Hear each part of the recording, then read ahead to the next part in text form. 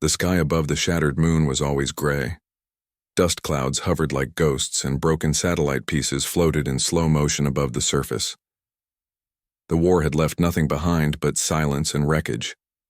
The once active human research outpost now looked like a graveyard of steel and ash. Sharia's ship dropped fast from orbit, trailing smoke. Sparks flew from the controls and her vision blurred. Her hands gripped the controls, but it was too late. The engines were failing.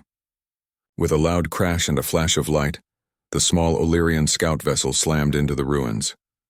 The silence returned, and then came the groan of metal and the slow hiss of a cooling engine. Inside the broken pod, Sharia stirred.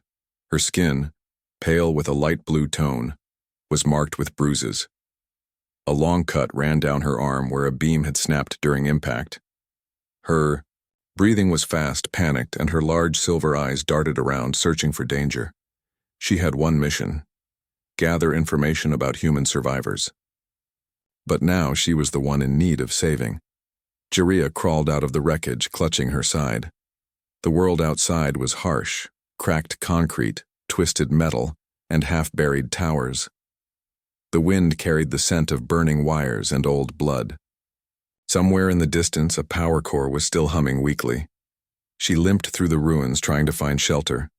Her people had always said that humans were dangerous creatures, unpredictable, violent, and selfish. If she found one, she was supposed to report immediately. Or, if needed, eliminate the threat. But now she could barely walk. She stumbled into an old hallway and fell near a rusted door. Her vision dimmed, and before she could pull out her beacon, darkness claimed her. Sharia woke to warmth and a strange smell. Earthy, like smoke mixed with fabric. Her body was lying on a soft blanket. A dull pain ran through her leg, which was wrapped in clean cloth. She sat up suddenly, eyes wide. Her hand reached for the small blade hidden in her boot, but it was gone. A voice spoke from behind. Easy. Don't move too fast or the bandages will open. Sharia froze. She turned her head slowly and saw him. A human. He was tall, with dark, rough hair and tired green eyes. His clothes were dusty and patched. He stood near a heating lamp holding a cup of warm liquid. Sharia's heart pounded. Her mouth opened, but all she could say was, "Please, don't hurt me." The man blinked, surprised. He took a slow step back and placed the cup on the ground. "I'm not here to hurt you," he said quietly. "You were bleeding. I helped." Sharia looked around. The room was small and built from salvaged metal plates. A few supplies were stacked in a corner: tools, canned food, and batteries. The place looked like someone had been living here for months. She pushed herself against the wall, still scared. You're human," she said, voice shaking. "I should not trust you." The man gave a small shrug. "Yeah, and you're Illyrian, right? I've seen your kind before, on battle reports." She stiffened. "My name's Darren," he added. "I've been stuck on this rock since the war started. Everyone else left, I stayed." Sharia didn't understand. Why would a human help her? She had grown up hearing stories of humans destroying colonies, turning planets to dust, never sparing the weak. Her trainers at the academy called them monsters in disguise. But this one didn't act like a monster. He had fixed her wound. He had given her warmth. He had even given her space. "Why help me?" she asked. "We are enemies." Darren sat down across from her. He picked up the cup and gently slid it across the floor. "Because you looked like you needed help," he said. "That's enough reason for me." Sharia stared at him. She didn't touch the cup. Her eyes flicked to the corners of the room, searching for traps, weapons, or soldiers waiting to pounce, but there was nothing. Just one human, tired and calm. "Don't trust me if you don't want to," Darren said. "But I won't hurt you." He stood and walked to the far side of the room, giving her space. Sharia didn't sleep that night. She sat up, watching him with quiet eyes. He eventually dozed off in a corner, arms folded, legs stretched out. No chains, no threats, no tricks. Just, since in the morning Darren offered her food. a small tin of preserved fruit. Sharia didn't take it at first, but her stomach growled loudly, betraying her. After a moment, she accepted it without a word. The food tasted strange, sweet, and soft. It reminded her of home in a painful way. "You live alone?" she asked. Darren nodded. "Yeah. My team left when the fighting got bad. I stayed behind to shut down the base before the Illyrians could use it. Then the war moved on, and I was forgotten." Sharia didn't know what to say. He should have hated her. She was from the race his people fought. But instead, he shared food. Later that day, Sharia stood at the entrance of the shelter, staring out at the broken landscape. Her legs still hurt, but she could walk now. She had every reason to run, yet she didn't.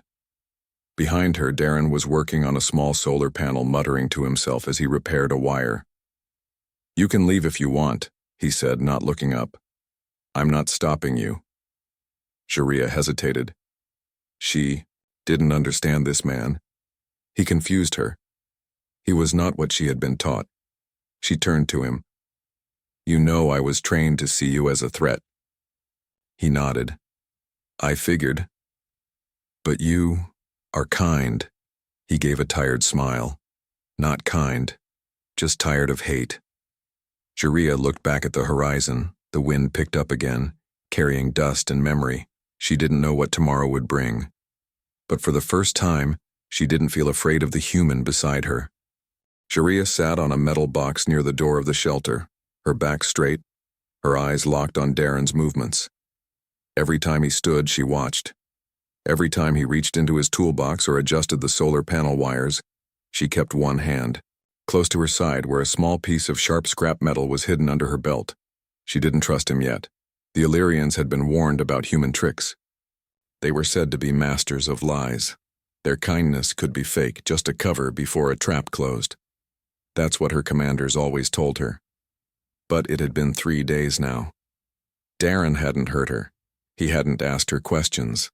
He didn't even take her weapon. She found it still lying near her bag, untouched. That confused her even more. "You're wasting energy watching me all the time," Darren said casually, not turning around. He was soldering wires under the broken control panel of the shelter. "If I wanted to hurt you, I wouldn't have helped you at all." Sharia didn't respond. Her eyes narrowed slightly, unsure if it was a trick. He looked back at her, wiping sweat from his forehead. "Still don't believe me?" "No," she said simply. He chuckled, shaking his head. "Fair enough." Later that evening, the temperature dropped. The air inside the shelter turned cold and Sharia shivered. Darren pulled out a heating lamp and placed it between them. The light glowed softly. He opened a can of food and sat across from her, eating slowly. He didn't offer her any this time, but left another can near her in silence. She picked it up after a long pause. She didn't thank him. He didn't expect it. The firelight danced on the walls, casting long shadows. Sharia stared at the flames and asked, "Why did you really stay behind? You could have escaped with your team." Darren leaned back, thinking. "I stayed because someone had to make sure the outpost's data core didn't fall into enemy hands. I didn't expect to get stuck when the evac shuttle left early. Communications failed, and then, I guess, everyone forgot I was here." Sharia tilted her head. "So you were left behind, alone?" "Yeah," Darren said with a shrug. "Been surviving ever since. No one to talk to, no one to fight either. You're the first person I've seen in over 7 months." She looked away, uncomfortable. The idea of being alone for so long made her feel cold inside. "I don't think you're like the stories," she said slowly. He raised an eyebrow. "Stories?" "Yes," Sharia answered. "We were told that humans only take, destroy, and never feel regret. You were called monsters." Darren looked at the flame, quiet for a moment. "Maybe some are," he said, "but not all of us." There was no anger in his voice, no defense, just quiet truth. Sharia hugged her knees, thinking, could everything she believed be wrong? That night, a sandstorm rolled in. The wind howled outside and dust rattled against the metal walls. Darren locked the door and reinforced it with heavy crates. Sharia helped, her movements careful but willing. When it was done, they both sat near the fire again. "You ever seen a human city?" Darren asked, his voice soft in the storm's roar. "No," she said. "Only images in our records. They were shown as gray and broken, full of smoke." He chuckled. "Well, yeah, some of them are. But Earth has beauty, too. Trees, rivers, colors you wouldn't believe. The war changed a lot, though." She frowned. "I thought your people loved war." "We hate it," Darren said. "But sometimes we have to fight back. You do the same." She didn't answer. The silence stretched between them.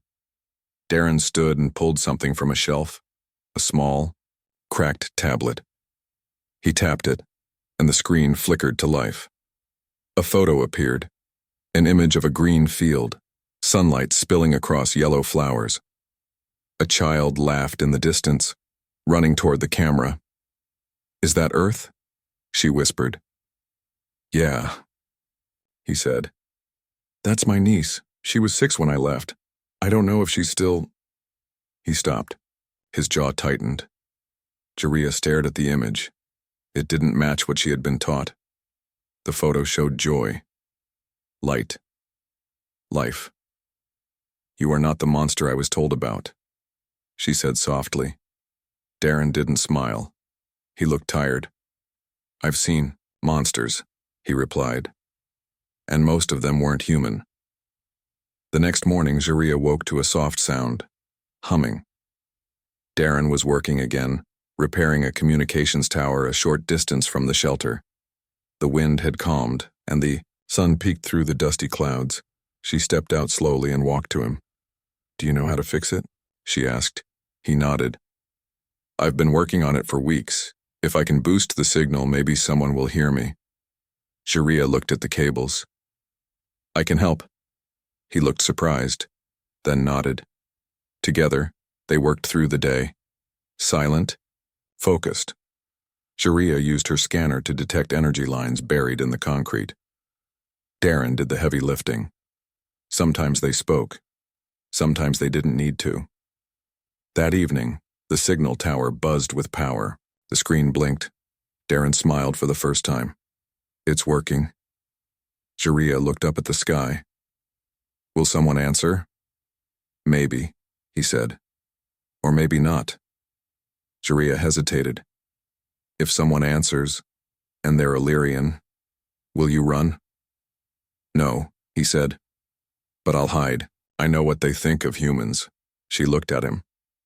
"Not all of us think the same now." He nodded, grateful. That night, Sharia dreamed of Earth. She had never seen it. Never even wanted to. But now, a part of her wanted to walk among those fields, to see colors beyond war, to believe that peace was possible. When she woke up, the thought stayed with her, and for the first time, she no longer felt like a prisoner in that shelter. She felt like a guest. The days passed quietly on the ruined moon. Sharia and Darren had found a rhythm. She gathered supplies from old buildings. He repaired broken systems in the shelter. They shared meals in silence, then talked by the fire when the night grew long. Though the world outside was cold and broken, inside the shelter something warm had started to grow, something both of them felt but didn't speak of. Sharia no longer watched Darren like an enemy.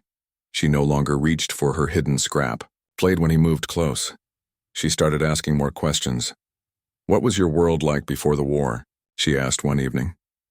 Darren paused, then smiled a little. "Loud, busy but full of life. People working, arguing, dreaming. You'd probably find it chaotic." "I think I'd like that," Sharia said softly. He looked at her. "And what, about your world?" She hesitated. "Illyria was peaceful. Or at least that's what we were told. But under that peace was control, discipline, order. We trained from childhood. Emotion was weakness, doubt was punished." Darren frowned. "So they raised soldiers, not people." Sharia gave a small nod. "Yes, we were told humans were wild, dangerous, But I see now, we were kept from asking questions. She turned toward him. Is that freedom, Darren? What you humans fight for? Sometimes, he said. But freedom's messy. People don't always use it wisely. Still, it's better than living in fear. Sharia looked away. That word, fear, had shaped her entire life. Later that night, Sharia couldn't sleep. The fire had gone out, but the memory of Darren's words stayed alive in her mind. She got up and walked to the corner where Darren had placed a box of old tools. Beneath them, she found a small data core, damaged, but not destroyed. She quietly sat and connected her scanner. The file opened slowly, flickering. Inside were human reports, news, videos, personal logs. She scrolled through them, heart racing. There were images of humans helping one another, protesting the war, speaking out against violence. A woman held her son, crying as a transport ship left for battle. A group of human doctors treated alien refugees during a peace mission before the war had begun. Her fingers trembled. None of this had been shown in Illyrian schools. They only showed battle footage. Destruction. Death. Jiraiya stared at a picture of a human and an alien child playing together in a refugee camp. The human boy was smiling, holding a toy. Tears welled in her eyes. She had believed in lies. The next morning, Darren noticed the change in her. Jiraiya sat quietly, eyes lowered. She didn't speak until halfway through the day. I saw something. Last night, she said. On your data core. He paused, setting down his tool. And? I saw truth, she whispered. He didn't push her to explain. He simply nodded. She continued. We were shown only your worst moments, nothing else. I think our leaders wanted us to hate you, so we wouldn't question the war. They lied to you, Darren said gently. Just like they lied to us about some things too. Jiraiya looked at him. Why do we believe so easily when it's hate? Darren was silent, then said, because hate is simple. It gives easy answers. But truth is harder. It makes you think. And thinking is dangerous for those in control. She sat beside him, closer than ever before. I don't want to hate anymore, she said. In the following days, they worked harder on the signal tower. It was almost finished. With one last power boost, they could send a long-range message. Are you ready to call your people? Darren asked one evening. Jiraiya hesitated. If I do, they'll come, and they won't spare you. He looked at her. I know. But if I don't, we'll stay trapped here, she added. Darren gave a tired smile. There are worse prisons than this. At least here, we can breathe without fear. Jiraiya's heart was heavy. She wanted to go home, but what was home now? A world built on lies?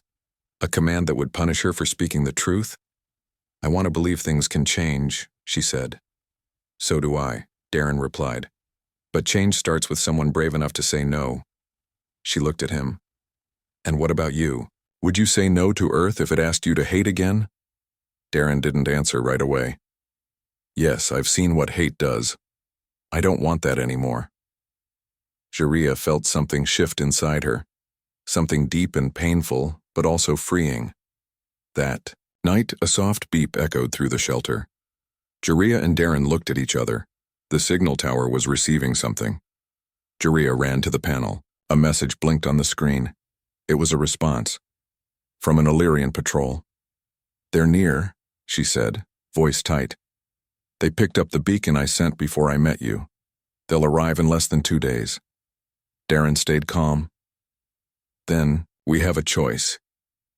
Yes, Jiraiya whispered, but she already knew. Her people would not accept her kindness toward a human. They would not listen. If she tried to protect Darren, they would call her a traitor. And if she did nothing, he would be taken or worse. She stared at him, her chest heavy. They'll come armed. They'll take you as a prisoner, or kill you. I know, he said quietly. You don't have to protect me. She looked into his eyes. But I will. That night, as darkness filled the shelter, Jaria stood by the broken window watching the stars. Her mind was full of voices. Old teachers, battle leaders, the cold voice of her commander. All telling her to be loyal. All telling her humans were monsters. But Darren wasn't a monster. He was patient, he was kind, he was human. And maybe, just maybe, being human wasn't something to fear. The ruined moon was quiet under the dim light of its distant sun. But for Jaria and Darren, the silence was a storm in itself. A storm of fear, doubt, and urgent decisions. The signal from the Illyrian patrol grew stronger each hour. They were coming. Jaria stood by the small entrance of the shelter, scanning the horizon through her optical implants.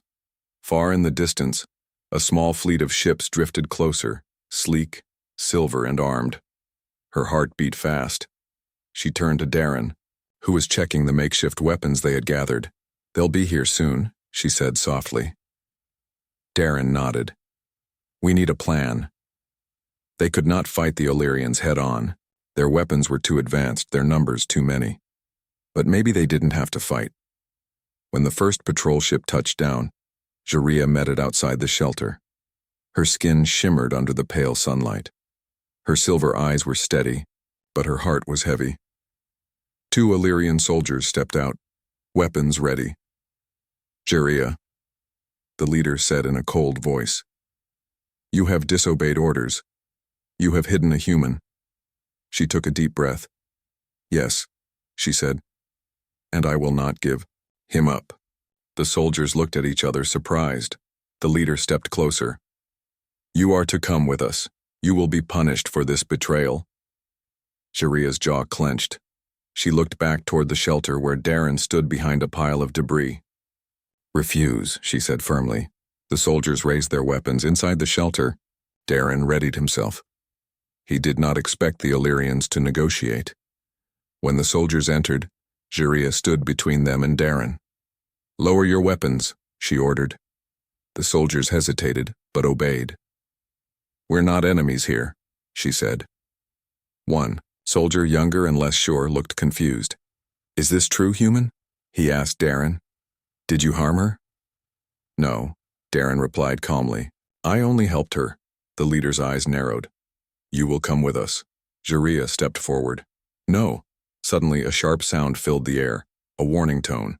From the shadows, automated defense drones activated. They rose, bright, lights scanning the area.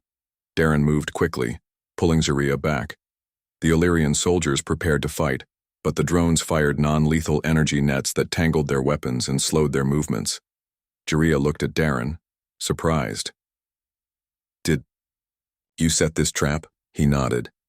"I made sure this shelter was protected." The soldiers struggled but could not escape. As the drones secured the area, Jaria made a decision.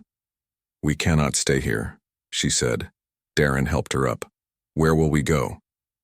"Anywhere but back," she replied. Together, they slipped into the ruins beyond the shelter. The patrol was trapped inside, struggling against the drones. For the first time, Jaria felt free.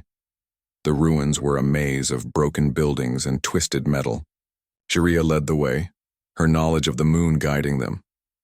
They moved quietly, avoiding patrol routes and hidden dangers.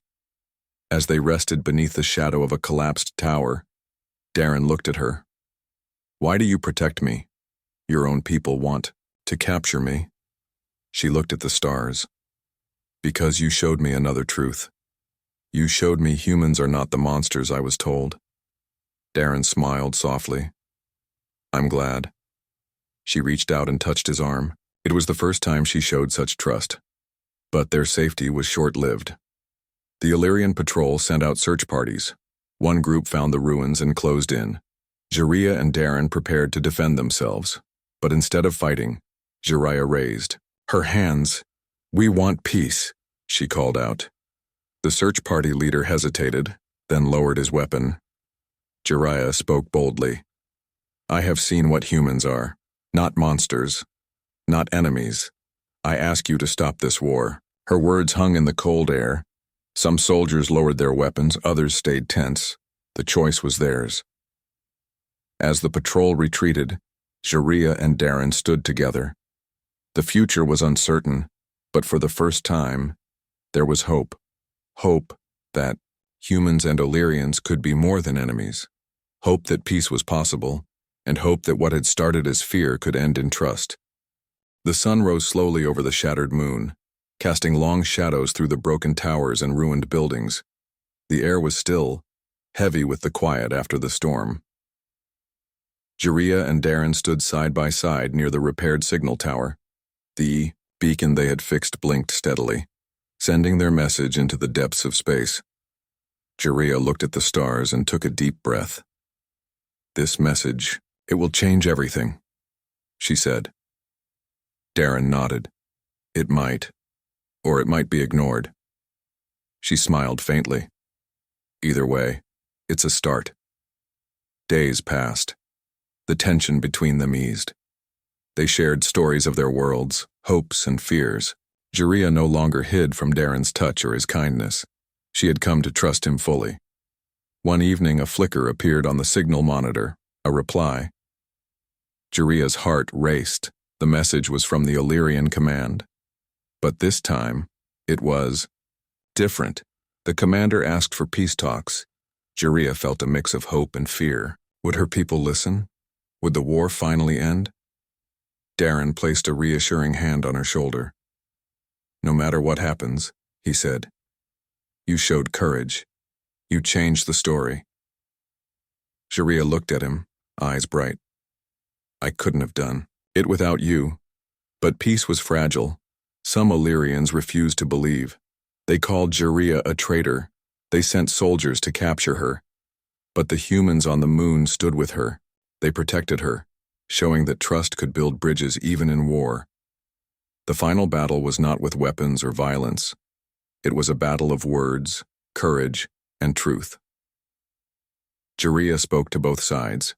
She told them what she had learned about humans, not monsters but survivors, fighters for their homes. Her words broke down walls built by hate and fear. Months later, a new alliance was formed. Humans and Illyrians worked together to rebuild the moon. Jaria and Darren stood on a hill overlooking the rebuilding. They watched as children, human and Illyrian, played together. Jaria smiled, feeling peace for the first time. She remembered the day she begged for mercy. She thought humans were monsters, but now she knew the truth. Humans were not monsters. They were hope.